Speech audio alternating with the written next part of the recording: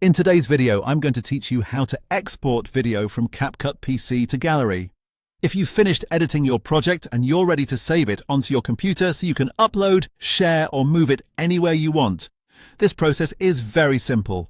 CapCut on PC gives you a quick export panel where you can choose your file name, pick exactly where the video will be saved, and adjust the quality settings before rendering.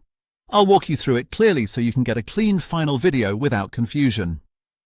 Start by opening the export controls. Move your mouse all the way to the top right corner of the CapCut window and click the blue Export button. As soon as you click it, CapCut opens the main export dashboard over your project. This is the area where all of your final output settings are managed, so everything you need is right here in one place. Next, set the file name and choose where the video will be saved. At the top of the settings column, click inside the title field and type a simple, recognizable name for your video.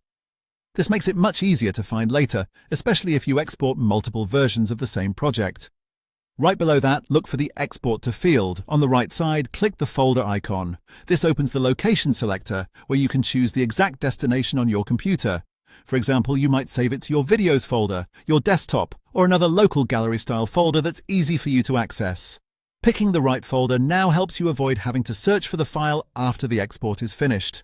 After that, check your video quality settings. Make sure the video export option is turned on. Then click the resolution drop-down and choose 1080p. This is a solid high-definition setting that works well for most projects and keeps details looking sharp. Next, find the codec setting and make sure it is set to H.264. This format is widely supported, which means your exported video will be easier to play, upload, and share across different platforms and devices.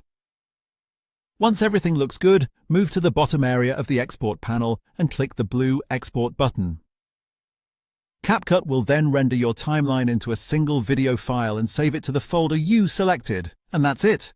In just a few clicks, you've opened the export panel, named your file, selected the save location, adjusted the quality settings, and exported your finished video successfully.